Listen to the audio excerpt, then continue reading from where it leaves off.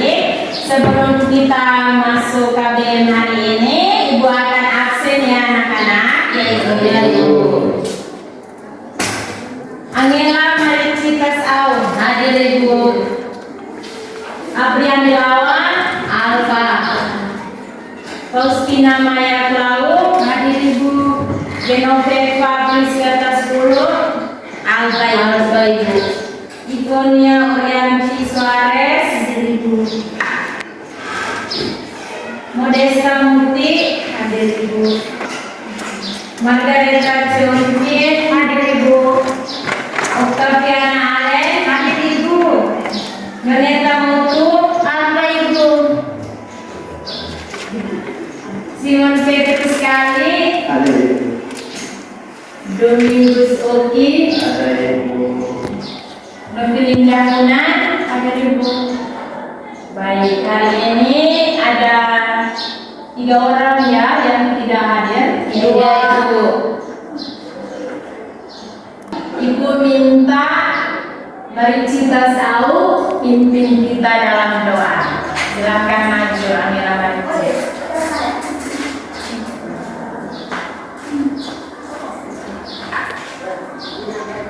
Marilah kita meninggalkan segala kesibukan kita untuk menghadap Tuhan dalam doa. Dalam nama Bapa, terima kasih Tuhan karena besar cinta dan kasih-Mu, Engkau telah membimbing kami dari malam hingga pagi ini. Sekarang juga ya Tuhan, kami sedang berada dalam ruang kelas ini untuk mengikuti pelajaran ini. Semoga Engkau menuntun dan membimbing kami agar kami mendengar apa yang dikatakan oleh Ibu Guru dapat kami pahami dengan baik-baik. Semua doa dan harapan ini kami sampaikan kepada-Mu lewat perantara Kristus Tuhan kami. Amin. Dalam nama Bapa. Terima kasih Angela Marici yang telah memimpin kita dalam doa. Baik, hari ini materinya mengenai sifat-sifat gereja. Sebelumnya Ibu akan menampilkan beberapa gambar yang ada di depan sini. Ada 4 gambar. Dari adik-adik harus menjelaskan 4 gambar tersebut. Jadi Ibu minta untuk anak-anak melihat gambar ini dan mampu menjelaskannya. Dari keempat gambar ini mengenai sifat-sifat gereja. Gereja itu ada 4 sifat, yaitu yang pertama gereja yang satu ya, aman, kudus, dan ya betul sekali. Ya baik, sekarang siapa yang mau menjelaskan gambar pertama ini mengenai apa yang menurut adik-adik? Saya Ibu. Ya, Octaviana. Gambar yang pertama itu di dalam gereja, para imam berarahkan masuk ke dalam gereja.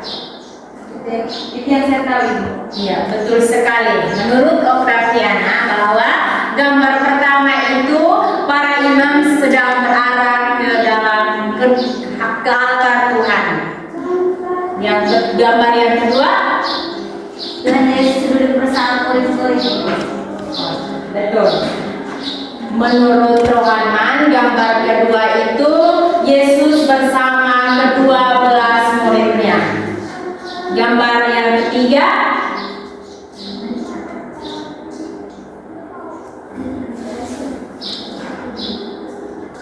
ya menurut Adelbertus, gambar ketiga itu Roh Kudus turun atas para rasul. Sedangkan gambar keempat, banyak orang yang berkumpul. ya betul. Menurut Peter Mano, gambar keempat ini umat beriman berkumpul dalam suatu tempat rumah ibadat di Basilika Santo Petrus. Sekarang kita bentuk kelompok, 4 kelompok untuk menjawab pertanyaan yang akan Ibu berikan. Ada 4 pertanyaan, jadi bentuk 4 kelompok. Ya Ibu.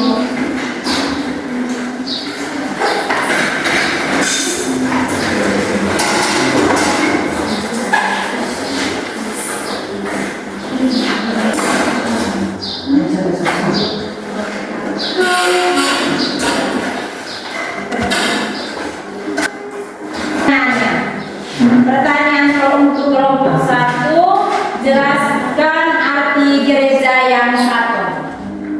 Kan kelompok 1. Iya, Rohman dengan kawan-kawannya. Soalnya tentang jelaskan arti gereja yang satu.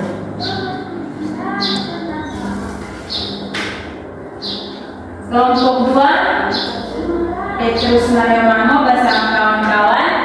Jelaskan ciri khas dari keempat sifat-sifat gereja.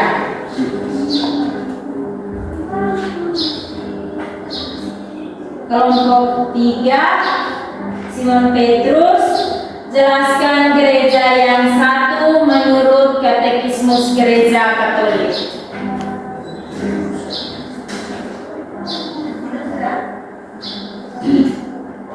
Kelompok 4, Maria Yudeta Mutu. Bacalah kitab suci 1 Petrus bab 2 ayat 5 sampai 10. Di situ menjelaskan mengenai gereja yang satu. Maka pertanyaannya, mengapa gereja dikatakan sebagai gereja yang satu? Baik, silakan menjawab pertanyaan ini. Ibu memberikan 10 menit untuk mencari jawaban dari pertanyaan.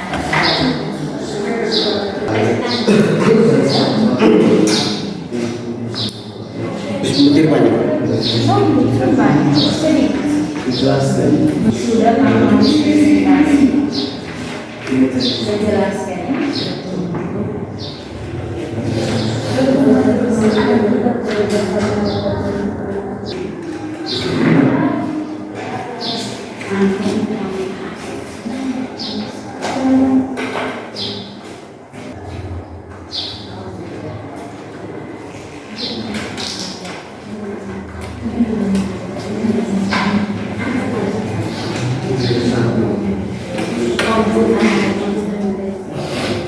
Semua sudah menjawab pertanyaannya.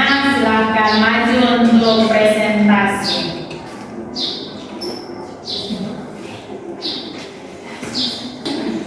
Perwakilan dari setiap kelompok. Silakan kelompok mulai dari kelompok 1. Baik, selamat pagi kita semua. Selamat pagi. Terima kasih atas waktu dan kesempatan yang diberikan kepada kami. Saya mewakili teman-teman kelompok 1 akan mempresentasikan hasil diskusi kami. Soal tentang menjelaskan arti gereja yang satu. Menurut kelompok kami, gereja disebut satu karena didirikan oleh Yesus Kristus sendiri. Kemudian gereja disebut satu juga karena memiliki satu pemimpin tertinggi, yaitu Paus sendiri. Oleh karena itu, walaupun umat banyak di seluruh dunia, tetapi hanya memiliki satu pemimpin tertinggi, yakni Paus, dan semua umat taat dan patuh terhadap perintah Paus. Karena itu, gereja disebut satu. Terima kasih. Terima kasih karena kelompok 2 mempresentasikan hasil diskusi kami.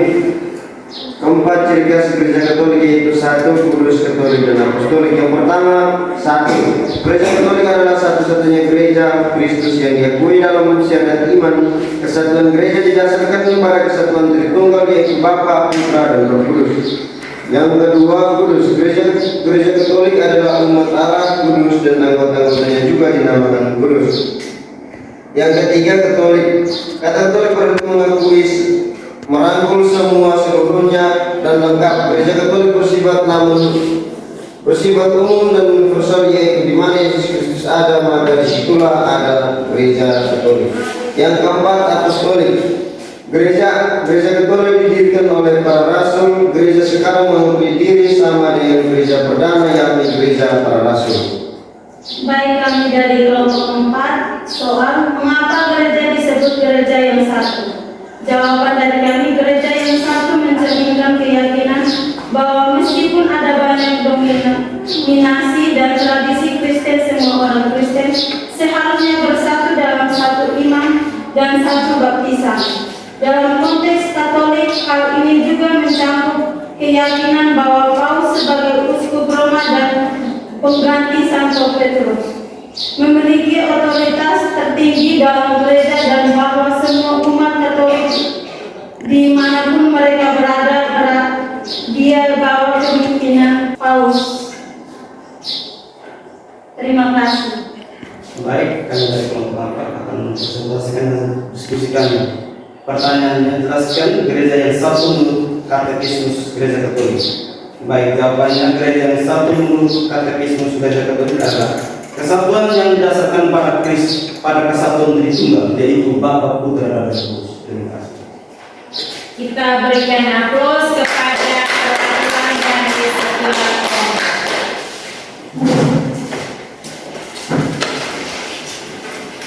Baik, Ibu akan menjelaskan gereja yang satu, kudus, katolik, dan apostolik adalah ciri atau sifat dari gereja. Dengan keempat ciri itu, gereja menyatakan bahwa yang insani dan yang ilahi bersatu dalam diri gereja. Keempat ciri itu saling berkaitan antara gereja yang satu, kudus, katolik, dan apostolik. Gereja tidak berdiri dengan dirinya sendiri, tetapi berkat karunia Roh Kudus dan Kristus yang menjadikan gereja. Gereja yang satu, kesatuan dalam gereja mendapatkan dasarnya dari kesatuan Allah yang tunggal dalam tiga pribadi, yaitu Bapa, Putra, dan Roh Kudus. Sama halnya dengan gereja, kendati beraneka ragam, namun tetap satu, yaitu gereja yang berkumpul dalam Yesus Kristus. Roh Kuduslah yang menyatukan gereja. Gereja yang satu ini terdiri dari pengakuan iman yang sama, yaitu iman kepada Yesus Kristus yang telah wafat dan bangkit, menebus dosa kita umat manusia di dunia ini. Dua, perayaan ibadat yang sama dan adanya pengakuan yang sama bahwa sakramen adalah tanda dan sarana keselamatan dari Allah. Yang ketiga, suksesi apostolik oleh tak bisa menegakkan kesepakatan di antara umat Allah sebagai saudara dalam kerajaan Allah. Materi yang kedua, gereja yang kudus. Gereja menjadi kudus karena Yesus Kristus sendiri adalah kudus. Yesus mengasihi gerejanya dan menyerahkan diri kepada gereja untuk menguduskannya, sehingga umat dipersatukan dengan Yesus menjadi kudus. Pengudusan manusia dalam Kristus merupakan bagian dari semua karya di dalam gereja. Gereja itu kudus karena mempunyai asal yang kudus, yaitu berasal dari Kristus sendiri. Dapat kita baca melalui Injil Yohanes bab 17 ayat 19 dan kitab Efesus bab 5 ayat 25 sampai 27. Tujuan yang kudus yaitu bersatu dengan Allah yang kudus. Dapat kita lihat dalam kitab Efesus bab 1 ayat 4, 1 Petrus bab 1 ayat 15. Gereja sendiri dibimbing oleh Roh Kudus. Allah akan menyertai kita sampai akhir zaman. Kita dapat lihat dalam Injil Matius bab 28 ayat 20b. Yang ketiga, gereja yang Katolik. Katolik berarti umum, universal, ingin merangkul segalanya. Gereja diutus oleh Yesus ke seluruh dunia untuk menjadikan semua bangsa menjadi muridnya. Dalam Matius bab 28 ayat 19.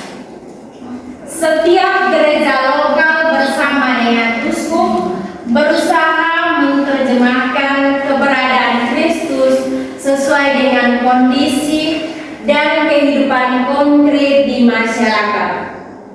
Wajah gereja di dunia tidak bisa sama, tetapi yang sama adalah isi atau esensinya.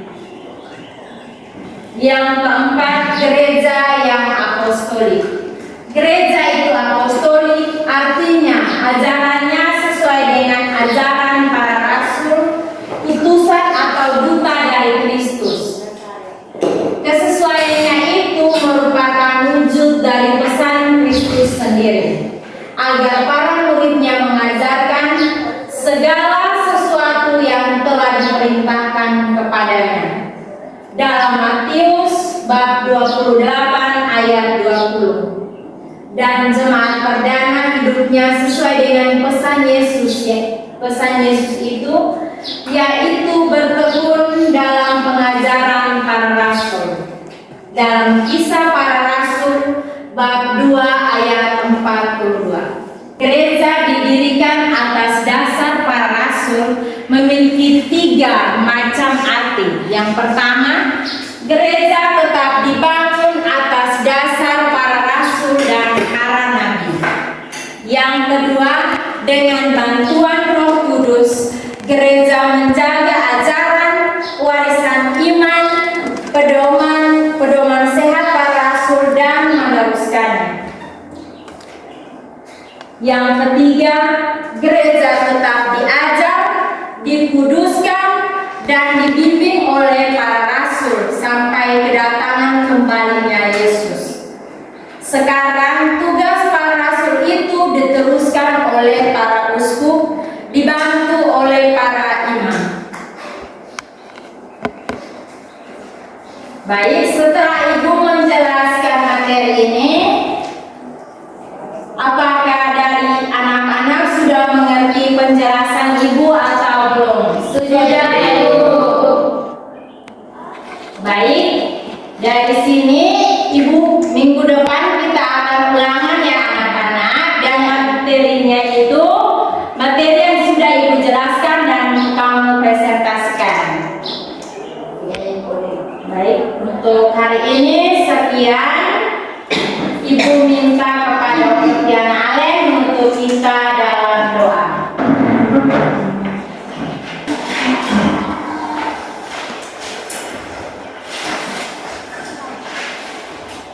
Ibu guru dan teman-teman, mari kita berdoa dalam nama Bapa dan Putra dan Roh Kudus. Allah Bapa dalam kerajaan surga, puji dan syukur kami kembalikan kehadiran-Mu atas berkat dan perlindungan mulai dari tadi awal pelajaran hingga berakhir dengan baik. Semoga apa yang kami pelajari hari ini dapat bermanfaat bagi masa depan kami. Semua doa dan harapan ini ya Tuhan kami sampaikan kepadamu lewat perantaraan Kristus Tuhan kami. Amin. Dalam nama Bapa, Putra dan Roh Kudus. Terima kasih kepada Dr. Tiana yang sudah menuntut kita dalam doa. Sekian KBM kita hari ini.